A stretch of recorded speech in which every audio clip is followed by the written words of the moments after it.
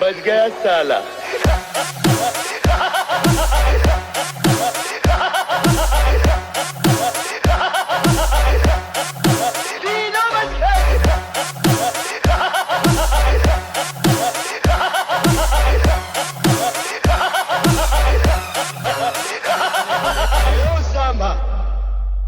Motivational म्हणून आपण ही स्पर्धा आयोजित केली होती आणि लहान पोरांपासून मोठ्या पोरांपर्यंत आपण हे स्पर्धेचं आयोजन केलं होतं.